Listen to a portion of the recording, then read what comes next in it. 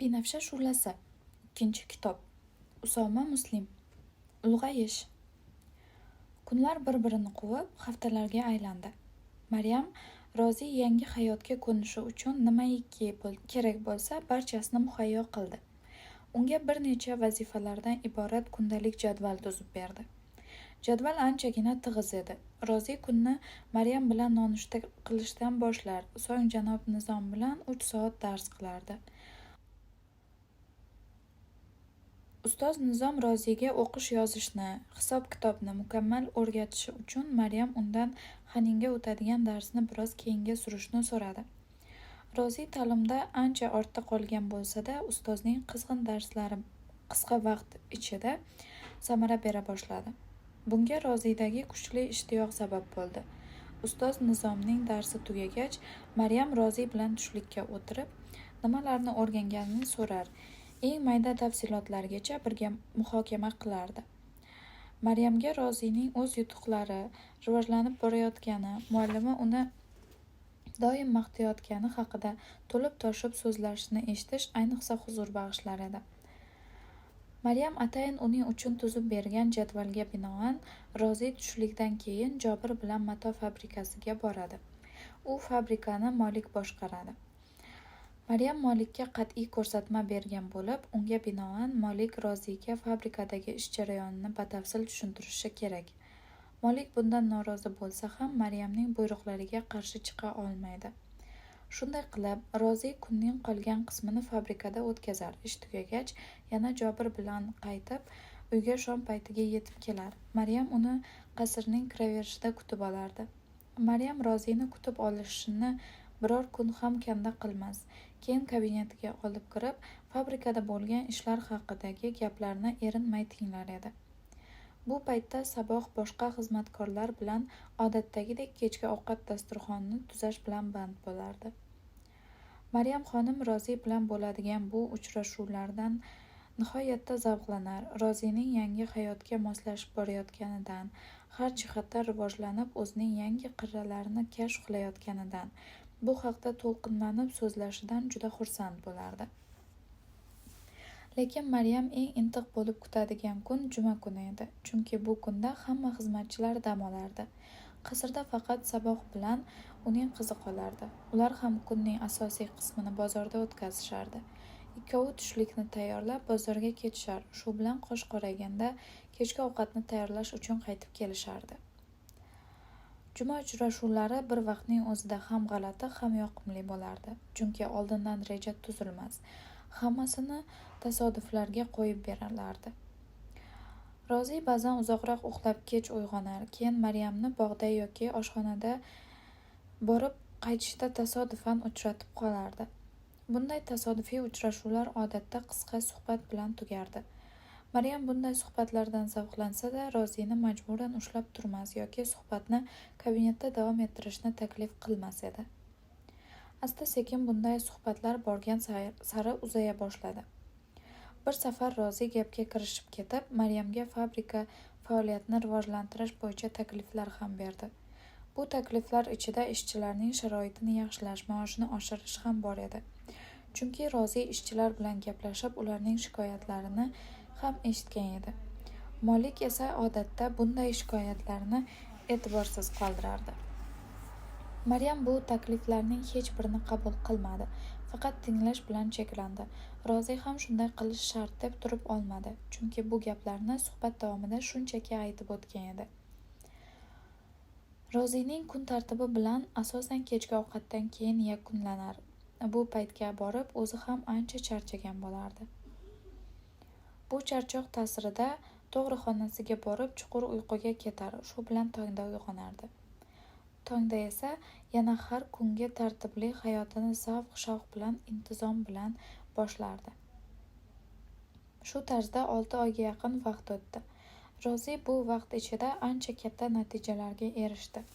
U nafaqat janob Nizom o'tadigan darslarda, balki fabrikadagi faoliyatida ham sezilarli o'sishga erishdi. Uning o'ziga ishonchi ortdi, gapirishi, yurish-turishi ham ancha jiddiylashdi. Maryam xonim uni to'liq qo'llab-quvvatlagani ana shunday katta natijalar berdi. Avvaliga Molik Rozini mensimay Maryamga uni hech narsaga yaramaydigan landovur qilib ko'rsatishga urindi. Lekin Maryam qat'iy turib, Molikning fabrika direktori sifatidagi taqdiri Rozining muvaffaqiyatiga bog'liq ekanini, agar u muvaffaqiyatsizlikka uchrasa, uning o'rni ham xavf ostida qolishini ochiqchasiga aytdi. Shuning uchun Molik istar-istamas Rozi bilan yanada jiddiyroq shug'ullanishga majbur bo'ldi. Maryamning tahdidlari, bosimlari bo'lmaganda Molik hech qachon bunday qilmagan bo'lardi.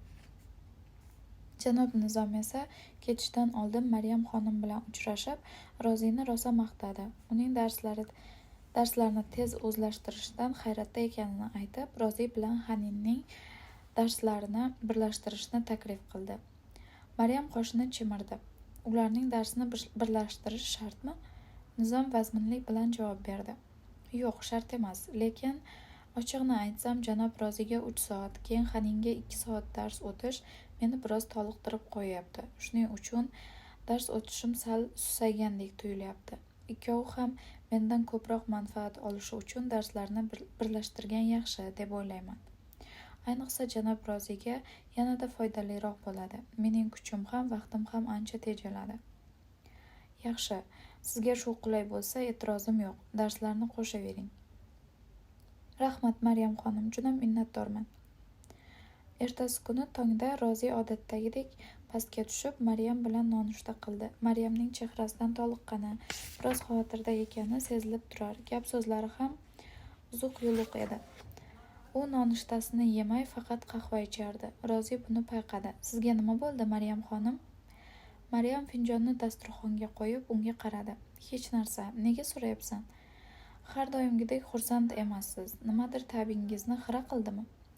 Maryam yolg'ondan jilmaydi. Xayolingni chalg'itma, oddiy charchash xolos, o'tib ketadi. Jobirga aytaymi, shifokor chaqirtirsinmi? Dedi Rozi xavotirlanib. Maryam sekin o'rnidan turdi. Yo'q, kerak emas. Kabinetimga bora qolay. Darsingni tugaguncha o'sha yerda bo'laman.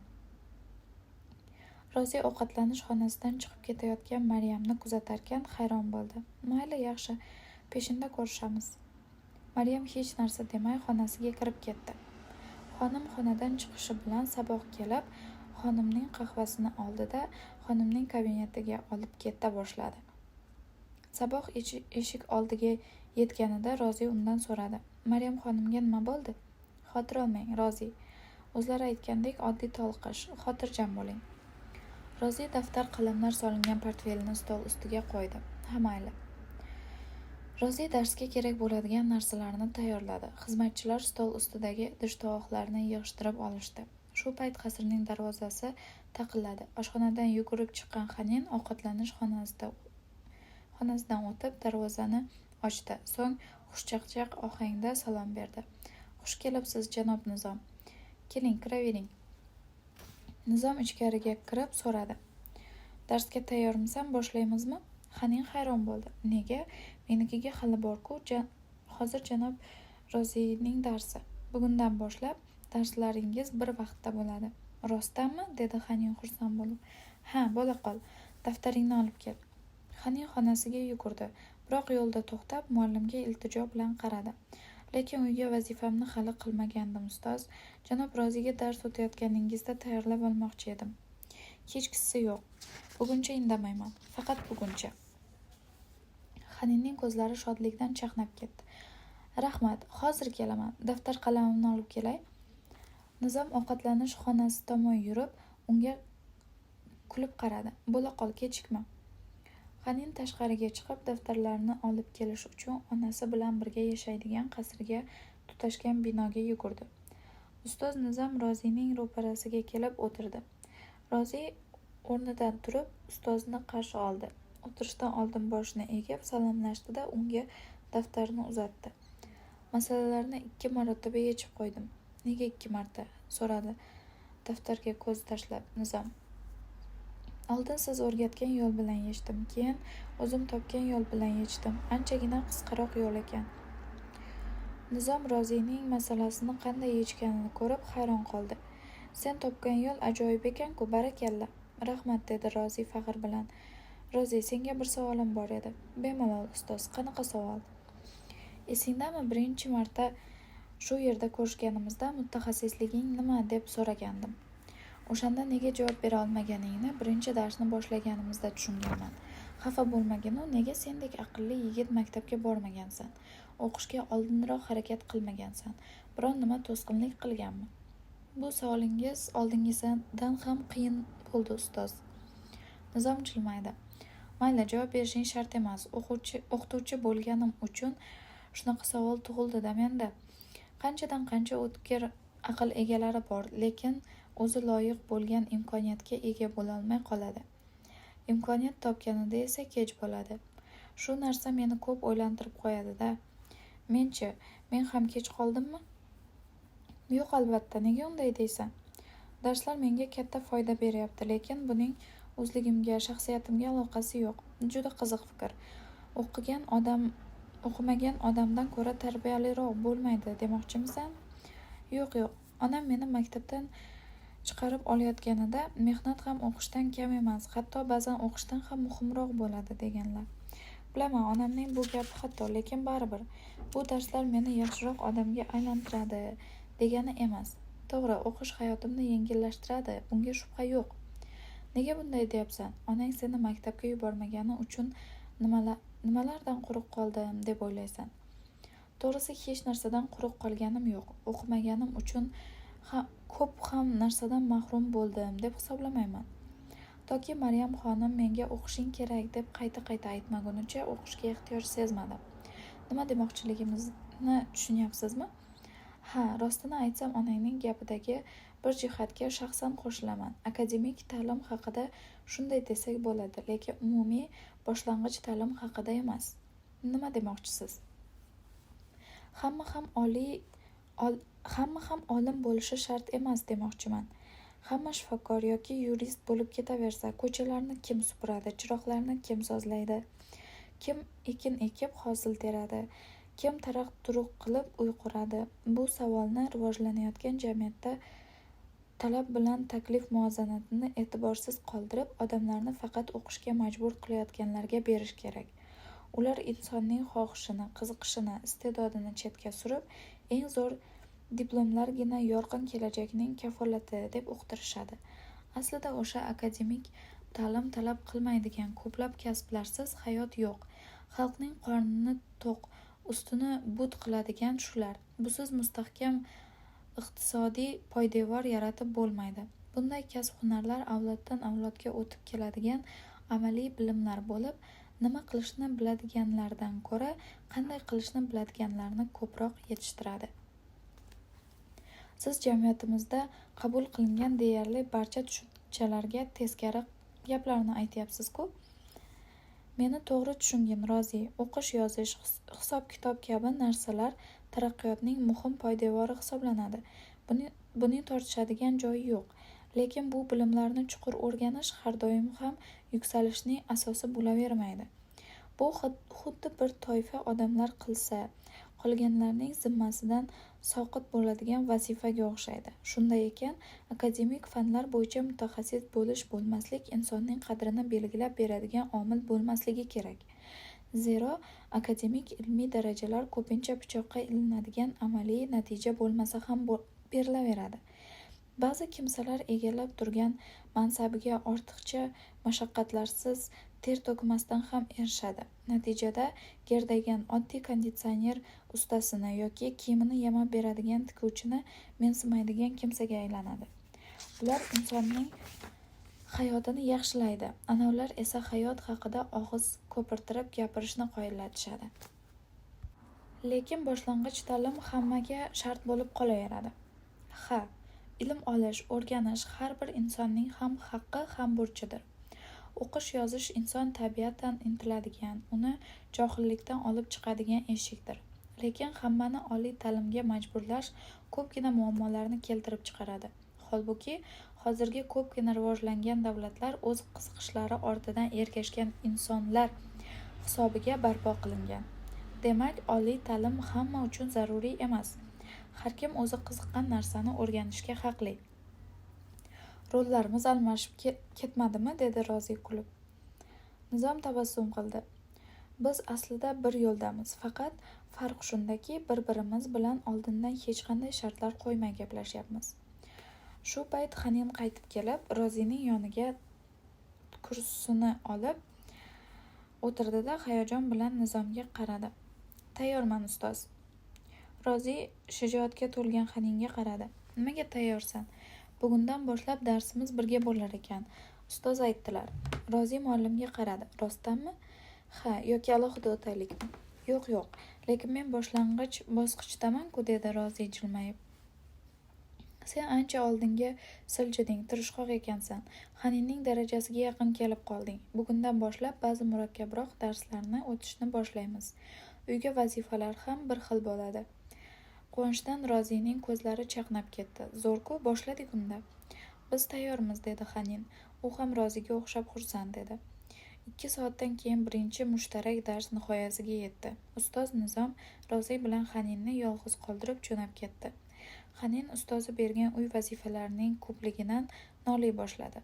Ustoz Nizom bizni o'qishdan bezdirmoqchi shekilli. Rozi qalamini oldi. Nega? Qaytaga men bu vazifalarni o'zim uchun chaqiriqdek tushunaman. Shuncha vazifani qachon qilib bo'laman? Tushlikkacha 1 soatgina vaqt qoldi. Oshxonaga borib, onamga yordam berishim kerak, dedi Xanin zorlanib. Vazifalarni bajarishga sho'ng'ib ketgan Rozi uning yonini olgan bo'ldi. Men gapirmasam ham bo'ladi. Tushlikdan keyin fabrikaga ketishim kerak. U yerdan kechqurun charchab qaytaman. Menda ham shu 1 soatdan boshqa vaqt yo'q. Xanin Roziga yaqinroq kelib, uning yozayotganlariga ko'z tashladi. Daftaringizni olib ketib, uyga vazifalarni fabrikada ham qilsangiz bo'ladi-ku? Yo'q, janob Molik boshqa ish bilan band bo'lishimni yoqtirmaydi. Fabrikada esa ish hech tugamaydi. Sizga yordam beraymi? Kechqurun biroz vaqtim bor. Rozi daftar sahifasidan ko'z uzmay tabassum bilan javob qaytardi. Yo'q, rahmat Xanin, bu vazifalarni 1 soatda bajarib bo'laman. Xanin Rozining yelkasiga qo'lni qo'ydi. Menga ishonaver. Uning gapini xonaga kirib kelgan Maryamning ovozi bo'ldi. Xanin, bu yerda nima qilyapsan? Xanin Rozining yelkasidan qo'lini tortdi. Men faqat... Maryam sokin ammo keskin ohangda Xaninning gapini yana bo'ldi. Oshxonaga borib, onangga yordam ber. Xanin bosh egdi. Xo'p bo'ladi. U daftarni olib oshxonaga yugurdi. Rozi esa daftariga nimalarnidir tez-tez yozishga kirishib ketgan edi. Maryam asta qadam tashlab uning yoniga kelib to'xtadi. Bugungi dars qanday o'tdi? Rozining diqqati bo'linib, ortga o'girilib qaradi. Yaxshi. Rozi Maryamga hurmat ko'rsatib o'rnidan turmoqchi bo'ldi, lekin Maryam uni joyiga ohista o'tirg'izib qo'ydi. Yozaver, senga xalaqit bermayman. Rozi tabassum bilan joyiga o'tirib, qilayotgan ishini davom ettirdi. Maryam esa jimgina uni kuzatib turdi. Uning yaqin turgani, ko'z qiri bilan uning nima yozayotganini ko'rib turgani Rozining diqqatini bo'ldi. U Maryamga o'girilib, nega o'tirmasdan tik oyoqda turibsiz? Maryam yo'q degandek bosh chayqab, Rozining yelkasiga ohista urib qo'ydi. So'ng biror so'z demay chiqib ketdi. Rozi uy vazifalarini tugatishga xizmatchilar ham tushlikka dasturxon tusay boshladi. Rozi daftar qalamini olib portfeliga soldi. O'rnidan turib xonadan chiqib ketayotgan edi, dasturxonga katta lagan qo'yayotgan Xanin uni to'xtatdi. Qayoqqa tushlik qilib olmaysizmi? Rozi yurishda davom etdi. Yeyman, borib yuvinib kelaman. Kutamiz, dedi Xanin jilmayib. Rozi tepa qavatga eltuvchi zinaga endi qadam qo'yganida Maryam xonimning kabineti ochilib, undan bir notanish odam chiqib kelayotganiga ko'zi tushdi. Rozi ilgari bu odamni ko'rmagan edi. Notanish odamning qo'lida qop-qora diplomat bor edi. U qasr eshigidan chiqib, tashqarida uni kutib turgan Jobirning oldiga bordi. Aftida uni Jobir olib kelgan bo'lib, yana qaytarib olib ketishi kerak edi. Chunki Jobir diplomatni uning qo'lidan olib, mashinaga boshlab bordi. Rozi negadir bu holatga hayron bo'ldi. Lekin ortiqcha qiziqmadi. Maryam bilan tushlik qilayotgan paytda ham bu haqda so'rab o'tirmadi. Maryam esa odatdagidan farqli ravishda tushlikda bir necha qoshiq sho'rva ichish bilan kifoyalandi. So'ng labini oppoq dastro'molchaga artib, o'rnidan turdi-da xonadan chiqib ketdi. Rozi Maryamdagi o'zgarishdan hayron bo'ldi, chunki Maryam doim tushlik paytida Rozi bilan suhbatlashib o'tirardi. Bu safar esa Rozining yuziga 1-2 martagina qarab qo'ydi xolos. Maryamning nimadandir ranjigani aniq edi. Boya Maryamning xonasidan chiqqan kishi Rozini yanada ko'proq o'ylantirib qo'ydi. Uning o'rnida boshqa odam bo'lganida Maryamdan nima bo'lganini so'rashi turgan gap edi. Ammo Rozi tabiatan ham, olgan tarbiyasiga binoan ham birovlarning ishiga aralashishni yoqtirmas edi. Shuning uchun Jobirning qaytib kelishini, uni fabrikaga eltib qo'yishini kutdi. Jobir kelguncha vaqtini daftarga jimgina ko'z yugurtirib o'tkazdi. Xizmatchilar dasturxondagi idish-tovoqlarni yig'ishtira boshlashdi. Idishlarni yig'ib olayotgan Xanin Rozidan so'radi: "Bugun fabrikaga bormadingizmi?" Jobir hali kelmadi. Maryam xonimning tanishini eltib qo'yishga ketdi shekilli. "Kimni aytyapsiz?" so'radi Xanin hayron bo'lib. Rozi unga qora diplomat ko'tarib olgan odamning ko'rinishini tasvirlab berdi. Gap kim haqida ketayotganini anglagan Xanin ko'zlari kattalashib tabassum qildi. "Ha, doktor Nojiyni aytyapsizmi?" "Doktor? Xonimning mazasi yo'qmi?" Xaninning suhbatini Sabohning ovozi bo'ldi. "Xanin, nima qilib turibsan? Bo'la qol, ishingni qil." "Xo'p, oyi." Xanin nari ketib, bo'shagan idish-tovoqlarni olishda davom etdi. Xanin onasini Rozi bilan yolg'iz qoldirib, xonadan chiqib ketdi. Saboh esa Rozining savol to'la ko'zlariga bir necha soniya qarab turdi-da, qizining ortidan oshxonaga yo'l oldi.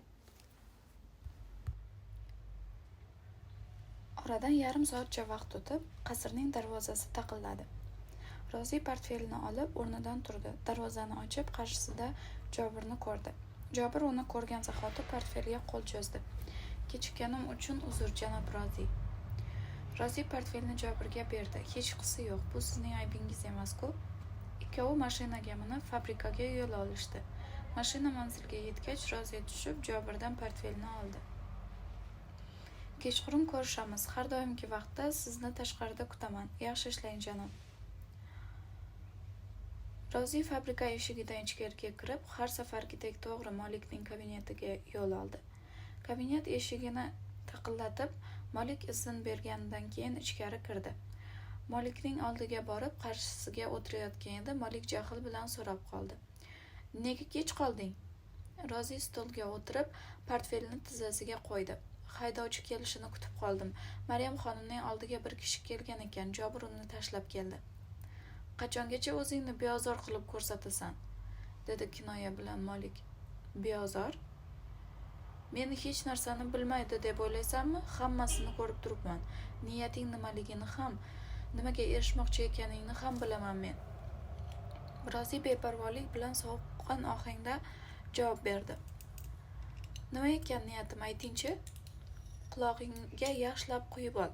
Maryam sen o'ylagan sodda ayollardan emas. Uni osonlikcha tuzoqqa ilintiraman deb xomtama bo'lma." "Janob Molik, mening qiladigan ishlarim ko'p. Vaqtim yo'q. Menga boshqa gapingiz yo'qmi?" Molik xo'mraydi. "Bor. Ayting, Molik", dedi Rozi sabrsizlanib. Molikning jahli chiqib ketdi. "Janob Molik degin. O'zingdan ketib qolmayapsanmi?" Rozi biroz asabiylashgan holda xo'rsinib qo'ydi. "Uzr, janob Molik." "Nega ko'chaning mashinasida kelmaysan yoki hech bo'lmaganda velosiped sotib olsang bo'lmaydimi ishxonaga kelishga? Xonimning o'ziga yarasha ishlari bor. Qachongacha unga o'ligingni ortasan?" "To'g'ri aytasiz." Molik Rozining ma'qullashidan hayron bo'ldi. "To'g'ri aytasiz? Albatta to'g'ri aytaman-da. Bugun xonim bilan gaplashaman." "Ha, seni uy-joy bilan, oziq-ovqat bilan ta'minlagani yetmagandek endi mashina ham sotib olib bering deysanmi?" "Yo'q, maoshimga sotib olaman." "Maoshimga?" so'radi xavotirlanib Molik. "Ha, xonim menga oylik maosh tayinlagan ekanlar. Yaqinda eshitib qoldim. Maryam xonim sizga fabrikada ishlashni boshlagan birinchi kunimdan boshlab menga oylik maosh tayinlanishini buyurgan ekanlar. Kecha yaqinda maoshingni olyapsanmi deb so'rab qoldilar." Molikning xavotiri oshdi. "Nima deding?" "Nima deganimni bilmayapsizmi? Siz hali ham shu yerda o'tiribsiz. Ishlarni yurgizyapsiz. Maryam xonimga shuncha paytdan beri bir tiyin ham olmaganimni aytsam, bu yerda siz bilan gaplashib o'tirmagan bo'lardim. Lekin endi holat o'zgardi. Axir o'zingiz aytyapsiz-ku, xonimga o'ligingni ortma deb." Molik churq etolmay qoldi. Peshonasidan sovuq ter chiqib ketdi. Rozi o'rnidan turdida eshik tomonga yurayotib, yarim o'girilgan holatda gapirdi. Ketishda buxgalterga uchrashaman. Shu paytgacha berilmagan maoshlarim tayyor bo'lmasa, bugunoq borib Maryam xonimga hammasini aytishga majbur bo'laman. Yaxshi dam oling, janob Molik. Rozi ataylab janob degan so'zga urg'u berib, makkor Molikni chuqur o'yga to'ldirib xonadan chiqib ketdi. Ish tugab, ishchilar uy-uyiga keta boshlagan paytda Rozi buxgalterga kirdi. Molik allaqachon aytib qo'ygan ekan. Buxgalter Roziga to'planib qolgan hamma maoshini bitta qilib berdi. Rozi taxlam-taxlam pullarni olib tashqariga chiqdi. Tashqarida uni kutib turgan Jobir Rozining qo'lidan portfelini olib, mashinaning orqa eshigini ochdi. Kuningiz yaxshi o'tdimi, janob? Juda barakalla o'tdi, dedi kulimsirab Rozi. U mashinaga o'tirgach, Jobir ham eshikni yopib, qo'ldagi portfelni yonidagi o'rindiqqa qo'ydi. Mashina suvda suzgandek silliq yurib, qasr tomonga yelib keldi. Yarim soatcha yurgandan keyin Rozi gap boshladi. Maryam xonimning qo'l ostida qachondan beri ishlaysiz? Jobir qo'lni ruldan nigohini uzmay javob berdi. Ancha bo'ldi. Meni Maryam xonimning otasi rahmatli ishga olgan. U paytda Maryam xonim maktabga endi bora boshlagan edi. Xonimga shaxsiy haydovchi qilib ishga olgan. Ha, ancha yil bo'pti. Ha, shu xonadonga qadrdon bo'lib qolganman. Shuning uchun bo'lsa kerak, yoshim ancha yoshga borib qolgan bo'lsa ham, xonim menga javob bermayapti. Bo'lmasa mendan yaxshiroq, tajribaliroq, yoshroq haydovchini topish xonimga muammo emas. Sizni bu ishdan bo'shatishga sabab bo'ladigan birorta kamchilik ko'rmayapman. Bundan tashqari sizda tajribadan muhimroq narsa bor. Nima ekan u, janob Rozi? Halollik, ishonch. Bu narsani osonlikcha topib bo'lmaydi. Nodir xislatlar bu. Shuning uchun ham Maryam xonim sizni ishchi emas, oilasining bir a'zosi deb biladi. Iltifotingiz uchun rahmat, janob. Men bor gapni aytdim, rahmat shart emas. Oraga bir necha daqiqalik sukunat cho'mdi. So'ngra Rozi yana gap boshladi. Mashina haydash qiyin emasmi? Jobir tabassum qilib, oxiri ufqqa qarab cho'zilib ketgan yo'ldan ko'z uzmagan holda javob berdi. O'rganishga bog'liq, qiziqish bo'lsa hech narsaning qiyinligi qolmaydi, janob. To'g'ri, menga ham o'rgata olasizmi? O, juda xursand bo'laman. Qachon boshlaylik? Xonim uchun ajratilgan vaqtingizni band qilishni istamayman-da. Unda juma kunlari o'rgatsam bo'ladi, nima deysiz? O'zi bir kungina dam olasiz, o'sha kundan ham mahrum qilsam? Jobir tabassum qildi. Meni hech narsadan mahrum qilmaysiz, janob. Bilasiz, uylanmaganman. Uyda kutadigan oilam yo'q. Dam olish kuni yotoqxonada, torgina xonamda bo'laman. Zerikib ham ketaman. Sizga mashina haydashni o'rgatsam, shu bir kunni ham savob ish bilan o'tkazgan bo'laman ekan. Aytganday, o'sha yotoqxona haqida so'ramoqchi edim. Nimasini? U yerda bo'shxona bormi? Ha, bo'shxonalar ko'p. O'zi binoda faqat men, bog'bon va yana 3 kishi turamiz xolos. Qolganlar qasrda turadi-ku. Yaxshi, unda juma kuniga kelishdik. Mashina qasrga odatdagidek shomdan biroz yetib keldi. Jobir mashinadan tushib, orqa eshikni ochdi. Rozi tushgach, Jobir so'radi: "Menga boshqa xizmat yo'qmi?" Rozi qasrning kiraverishiga bir qarab qo'ydi. Har kuni uni kutib oladigan Maryam yo'q edi. "Yo'q, rahmat." Haydovchi bosh egib, Roziga portfelini berdi-da, mashinaga o'tirib orqa tomonga haydab ketdi. Rozi portfelini ko'tarib, qasrning bo'm-bo'sh ostonasiga bir necha daqiqa tikilib turdi. Barmoqlari bilan Maryam sovg'a qilgan kumush zanjirning ko'zini paypasladi. So'ng sekin o'sha tomonga borib, darvozani taqillatdi. Eshikni Xanin ochib, uni tabassum bilan qarshi oldi. "Xush kelibsiz. Yaxshi borib keldingizmi?" Rozi ko'zlari bilan ichkariga alangladi. "Yaxshi, Maryam xonim yo'qmi?" "Uxladilar." Rozi Xaninga jiddiy qaradi. "Nima? Bunaqa erta uxlamasdi-ku?" "Bilmasam, kechki ovqatni yemayman" deb xonasiga kirib ketdilar. "Qancha bo'ldi?" Xanin bir lahza eslab ko'rdi. Taxminan asr payti edi. Rozi parishon xotir holda ichkariga kirib borar ekan, sekingina dedi: "Charchagandir." Xanin darvozani yopib, unga savol nazari bilan qaradi. Janob Rozi, kechki ovqat tayyor.